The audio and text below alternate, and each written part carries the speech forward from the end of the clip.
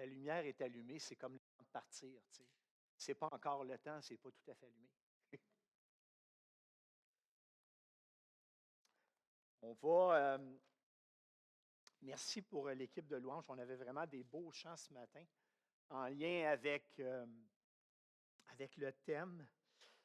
Euh, Ce matin, j'ai amené un. J'aurais peut-être dû l'amener. Bref, j'ai amené un vase d'argile. Et quand je regarde les prières, lorsque je regarde les chants, je ne peux pas faire autrement que de comprendre que même si on prétend qu'on est très fort, euh, on est des vases d'argile, fragiles, dans lequel Dieu a mis quelque chose d'inestimable. Il nous a donné son esprit, mais on est quand même des vases d'argile. Et puis on va parler de cette sensibilité-là, de cette fragilité-là ce matin. Donc on va tourner dans 2 Corinthiens, une épître qu'on lit pas souvent, du moins malheureusement, parce que c'est vraiment un joyau. 2 Corinthiens 1, verset, on va survoler ensemble les versets 3 à 11. C'est une prière de bénédiction, c'est une prière d'ouverture qui couvre le thème de l'ensemble de l'Épître. Et puis, on va souligner certaines particularités dans ce passage-là, puis on va réfléchir un peu à tout ça. Mais parce qu'on est des vases d'argile, parce qu'on est faible et qu'on est fragile, on va demander au Seigneur de nous accompagner ce matin. On va se courber, on va prier.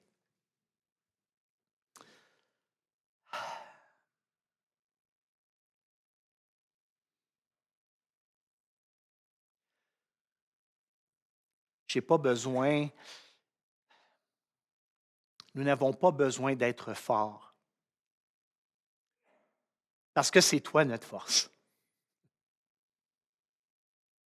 On n'a pas besoin d'accomplir plein de choses dans notre vie pour que notre vie ait de la valeur, parce que c'est toi qui as tout accompli pour que ma vie ait de la valeur. Ce matin, Seigneur, on se présente devant toi euh, avec des mains qui veulent prendre ce que tu donnes. On n'a pas grand-chose à donner. Tu as tout conquis. Mais on veut soumettre notre volonté à la tienne ce matin.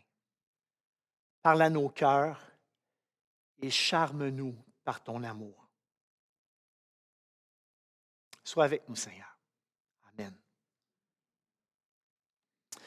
Donc, en 2022, il s'est passé quelque chose de particulier. On en a entendu parler aux nouvelles. Ça ne l'a pas tellement ébranlé ici, le Canada, le Québec. Mais en Angleterre, il s'est passé quelque chose de très, très particulier. La reine Élisabeth II est décédée. Alors, elle avait 96 ans, passé au travers 3 siècles. 96 ans, 3 siècles, on en voit des choses dans toutes ces années-là. Et puis, elle avait une réputation d'une femme qui était près de ses sujets.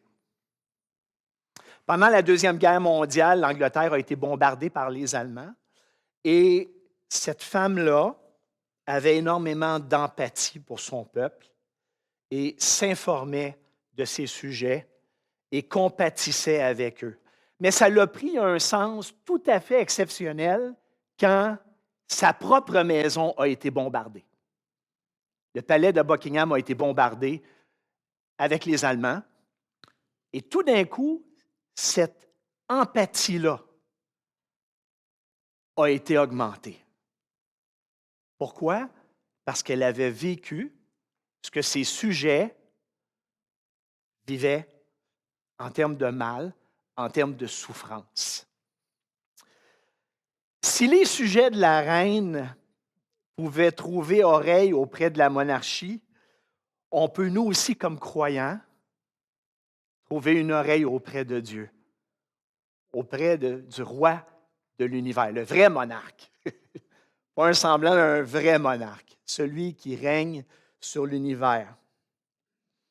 On peut être consolé dans les moments difficiles. Mais comment notre détresse peut être transformée en quelque chose de bon? Est-ce que ça se peut, ça? Est-ce que ça se peut que de ma souffrance, de ma détresse, Dieu utilise ça pour faire quelque chose de bon? D'habitude, c'est quelque chose qu'on évacue. On ne veut pas en parler, on ne veut pas le gérer, et si on pourrait s'en sauver, on le ferait. Pourtant, la souffrance a sa raison d'être. Mais qu'est-ce que Dieu peut faire avec ça? Parce que tous, chacun d'entre nous, à notre manière, allons vivre un jour ou une autre une période de détresse, une période difficile, une période où on va avoir besoin d'être consolé, d'être réconforté. Je pense que Paul a trouvé la solution. C'est ce qu'on va regarder ce matin. Ça commence par une prière qui débute au verset 3. Et ce qu'il y a de particulier dans cette épître-là, comparativement aux autres épîtres de Paul, c'est qu'habituellement, les salutations, ça se passe comme ça. Bon, je remercie Dieu à l'épître, mettons aux Philippiens, je remercie Dieu pour ce que vous êtes, les dons que vous avez, et ainsi de suite. Et puis, il y a comme un encouragement aux frères à cet effet-là. Mais là, ce n'est pas ce qui se passe dans cette épître-là. Le sujet de la bénédiction, là, c'est Dieu. Ce n'est pas les frères et les sœurs, c'est Dieu. Il bénit Dieu. Et le sujet, il va parler de lui.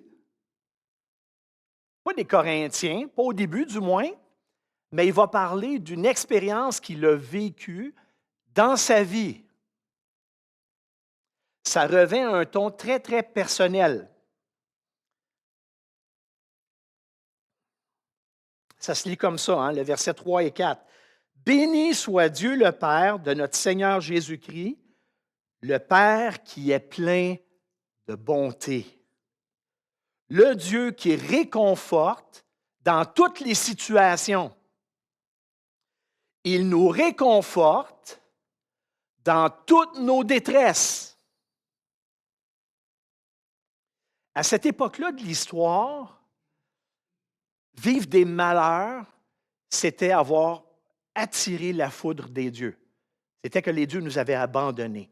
Mais ce n'est pas comme ça que Dieu voit le rapport avec ses enfants. Dieu réconforte, il écoute, il console. Quand je m'arrête au passage, j'étais en train d'écrire et puis je me suis mis à réfléchir, je sais, toutes les situations. Là, tu t'arrêtes, tu réfléchis, chacun pour soi dans ta vie. Ça l'implique quoi, ça? Toutes les situations. Hey, on a envie des situations dans une vie. On a envie de toutes les sortes. Il y en a qu'on peut raconter, il y en a qui sont entre deux oreilles qu'on est appelés à gérer nous-mêmes, mais toute situation. Toutes nos détresses.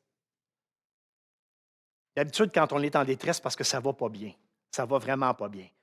Parce qu'on ne peut pas le gérer. Mais Dieu est au-delà, il nous réconforte dans toutes nos détresses. Je ne connais pas ton cœur, je ne sais pas qu'est-ce qui te préoccupe. Mais une chose est sûre, c'est que Dieu dit qu'il peut te réconforter. Peu importe la détresse, peu importe les enjeux de notre vie. Puis quand on regarde autour de nous, on réalise qu'il y en a énormément d'enjeux. Mais Dieu est là. Dieu réconforte ses enfants. C'est le fun quand ça vient de Paul parce qu'il en a vécu de toutes les couleurs.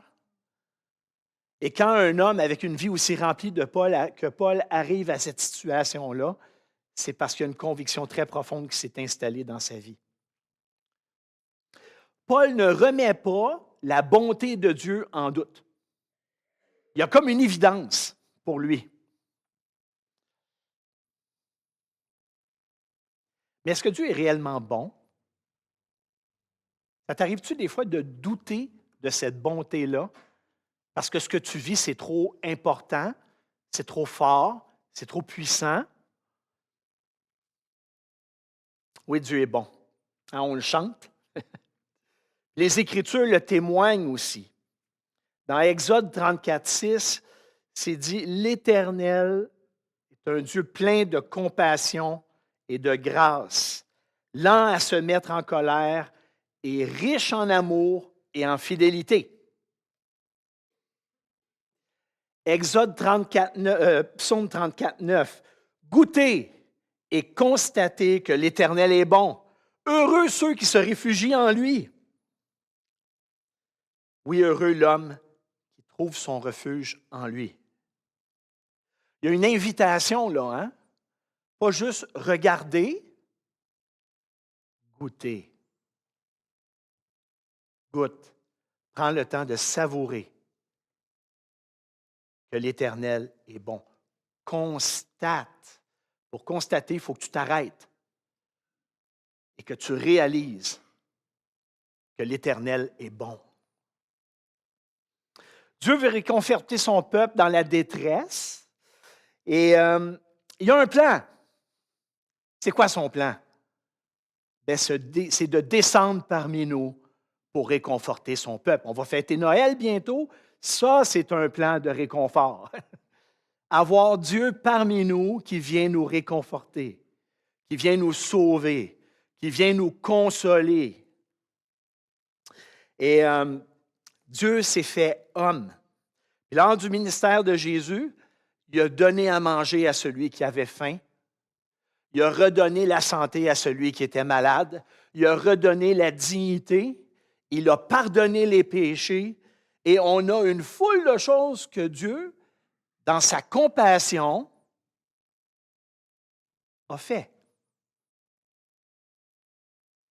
Si ça, ce n'est pas de la bonté, je ne sais pas ce que c'est.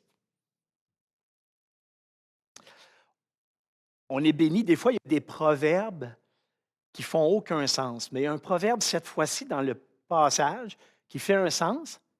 Tel père, tel fils. Si Dieu est bon, Jésus est bon. Et on le voit dans son ministère. Maintenant, quand on parle de détresse, on serait tenté de dire, oui, mais il y en a qui ont moins de détresse que d'autres. Est-ce que la détresse et la souffrance, il n'y a pas une question d'âge? Quand on est adulte, on souffre plus? C'est faux. La souffrance puis la détresse, c'est à la hauteur de qui on est, à la hauteur de nos propres défis. Quand on regarde les statistiques au Québec, le taux de suicide chez les jeunes est très important. Pourtant, ils sont jeunes. Ils ont toute la vie devant eux. Mais cette détresse-là, elle est là. Chez les personnes âgées, on parle de solitude.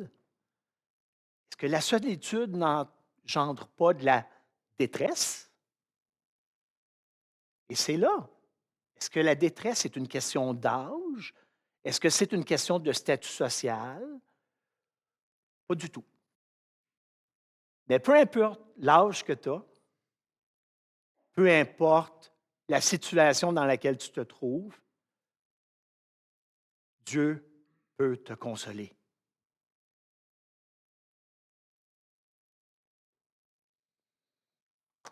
C'est le thème de l'Épître. Hein? Juste dans le passage, ça vient 8, 9 fois, ce réconfort, cette consolation-là. Dieu peut te consoler. Cette source de réconfort-là, elle est accessible. Elle est accessible à condition qu'on vienne à lui.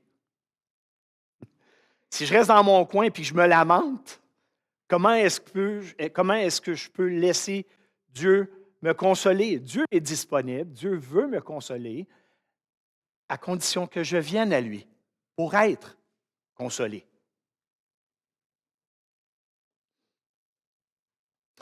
Est-ce qu'il y a un avantage à la détresse? Est-ce qu'il y a un avantage aux difficultés? C'est une bonne question. Oui, il y a un avantage. Le premier avantage, c'est que ça permet d'approfondir ta relation avec Dieu. Si tu ne souffres pas, comprenez-moi bien, là, je ne souhaite pas que personne souffre, mais si tu ne souffres pas, comment tu vas faire pour expérimenter la consolation de Dieu?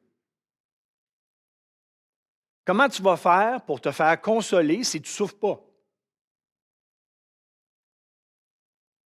C'est un aspect de la personne de Dieu qu'on peut développer dans notre vie, et cet aspect-là gagne de la profondeur lorsque on est éprouvé, lorsqu'on souffre et qu'on va à la croix et qu'on va chercher le réconfort de celui qui est prêt à réconforter, de celui qui est prêt à consoler. Ça, c'est un avantage. Si tu ne souffres pas, ça devient difficile de comprendre à quel point Dieu est prêt à te consoler. Tu vas comprendre beaucoup de choses, mais cet aspect-là se vit avec nos épreuves.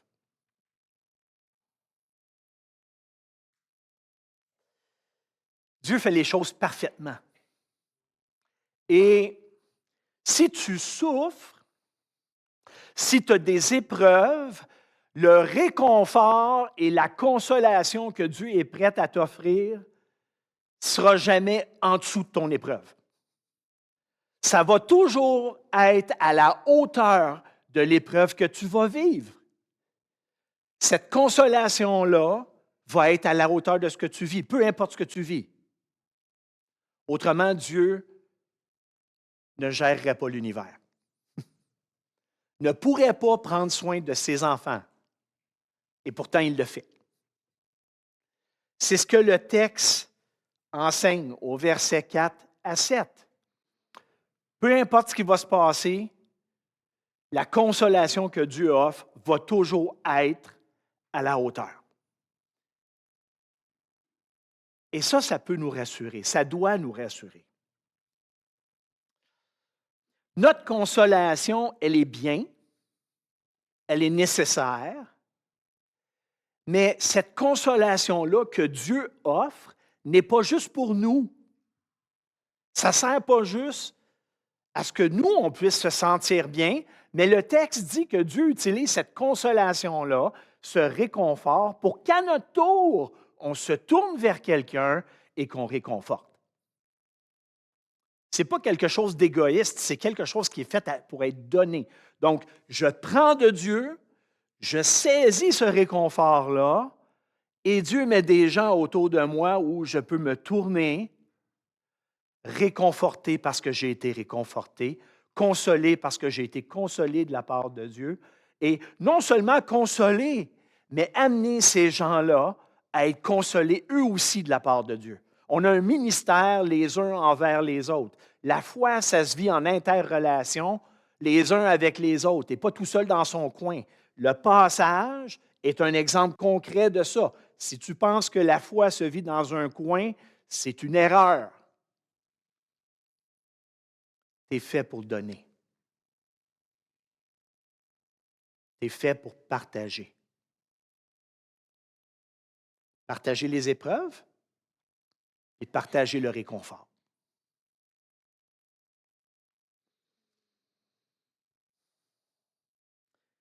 Quand il y a des souffrances, la consolation est aussi puissante que les souffrances parce que Dieu ne nous abandonne pas.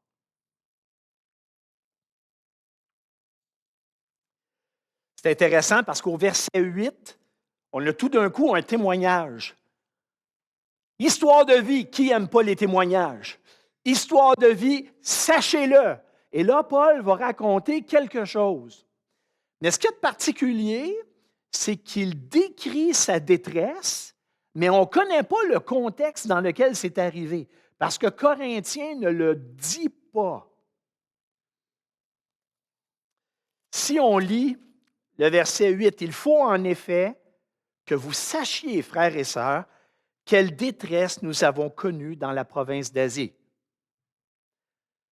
Et là, il décrit ce qu'il a encaissé. Nous étions écrasés. C'est quand même peu dire, hein? À bout de force. Au point même où on désespérait de conserver la vie. Ce n'est pas une mince affaire. Quand tu arrives là et tu dis, je ne survivrai pas, je ne passerai pas au travers. Nous avions accepté en nous-mêmes notre condamnation à mort. On avait accepté qu'on n'était plus capable de rien faire et que l'issue serait certainement la mort. Cela nous a appris une chose. Ça nous a appris à ne pas mettre notre confiance en nous-mêmes, mais uniquement en Dieu qui ressuscite les morts. Il y a quelque chose de bon qui est sorti de cette détresse, où Dieu a utilisé cette détresse pour que Paul puisse remettre sa vie entre les mains de Dieu. Ça t'arrive-tu sur un moment comme ça? Ça t'est-tu déjà arrivé? Un moment où tu souffres tellement que tu dis, je ne suis plus capable, je ne sais pas si je vais en sortir. Des fois, c'est quelque chose de très visible et des fois, c'est notre âme qui souffre. Personne ne le voit, mais Dieu le voit.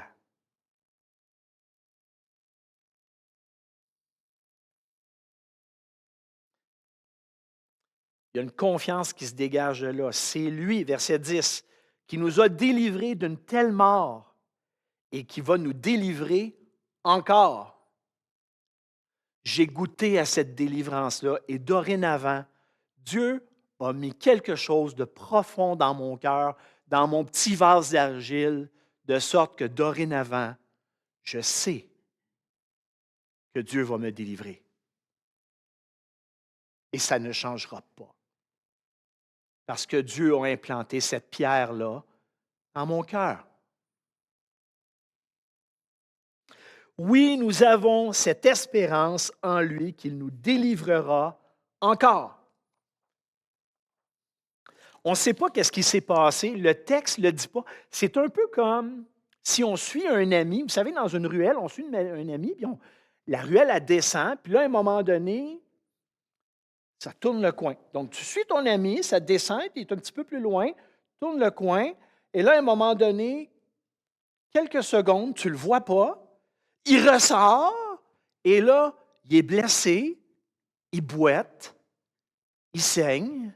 Tu ne sais pas ce qui s'est passé, mais tout ce que tu sais, c'est qu'il y a quelque chose de très grave qui s'est passé. Et c'est un peu cette image-là. On ne sait pas exactement ce qui s'est passé. Beaucoup de commentateurs pensent que ça s'est passé à Éphèse avec la révolte avec Démétrius, où il a failli se faire lyncher, mais on ne le sait pas concrètement. On ne sait pas à quoi Paul fait référence. Mais cette référence-là n'est pas tant importante autant que toute la détresse qui est sortie de là et ce que Dieu en a fait avec. C'est ça qui est important. Et c'est pour ça que le texte est orienté dans cette direction-là. Cet épître-là a changé quelque chose chez Paul dans sa manière d'écrire. Et je vous invite à lire 2 Corinthiens et vous allez voir ce ton intime qui se dégage, cette sensibilité-là, qui n'est pas autant présente dans les autres épîtres.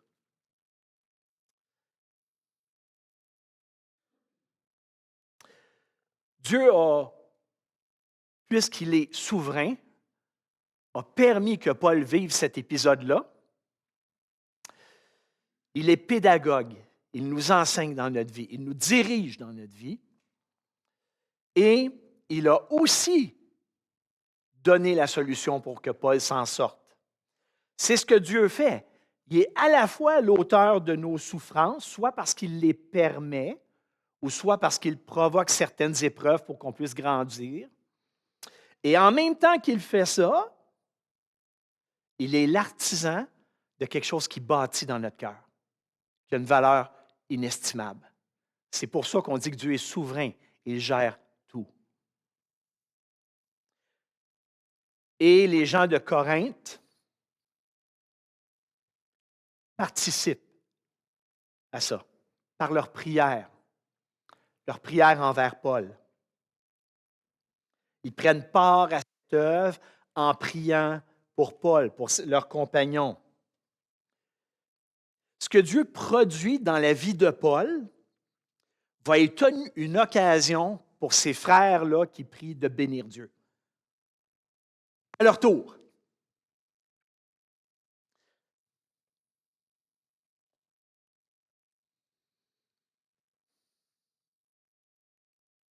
Parce que Dieu est l'architecte de nos vies, il nous éprouve, il nous transforme, il nous console dans les moments troubles. Maintenant, qu'est-ce que ça change dans ma vie, ce passage-là? Qu'est-ce que je dois comprendre de cette lecture-là? La première chose, c'est que l'épreuve puis la souffrance vont toujours trouver leur raison d'être si ça m'amène à me tourner vers Dieu pour être consolé par lui, comme croyant. Cette consolation-là, elle est faite pour que je puisse consoler à mon tour. Elle n'est pas faite juste pour moi. C'est comme les dons spirituels. Ce n'est pas fait pour se péter les bretelles, c'est fait pour être partagé, donné dans l'Église, mis en œuvre dans l'Église. Bien, cette consolation-là est faite pour être partagée.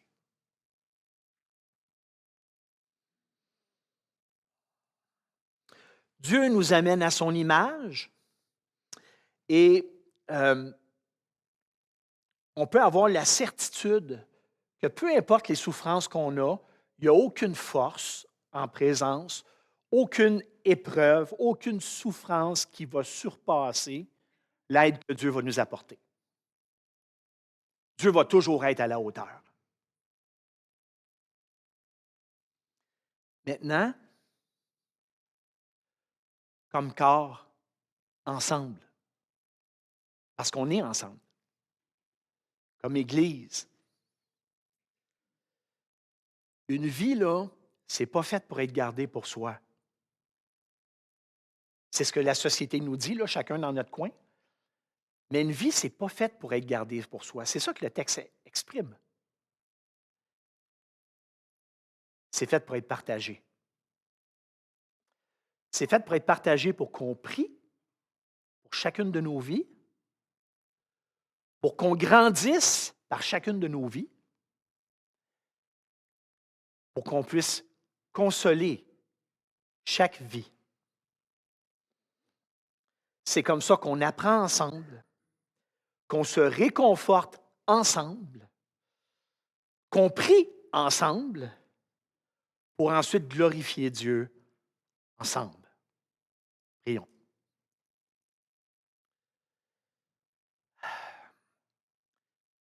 Seigneur, cette consolation-là que tu nous offres dans les moments de détresse, je ne veux pas m'en passer. C'est trop précieux.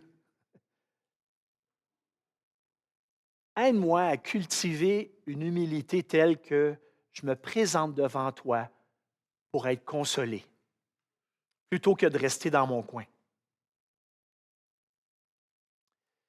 Merci pour cette consolation. Merci parce qu'une fois consolé, j'ai le privilège de pouvoir consoler d'autres.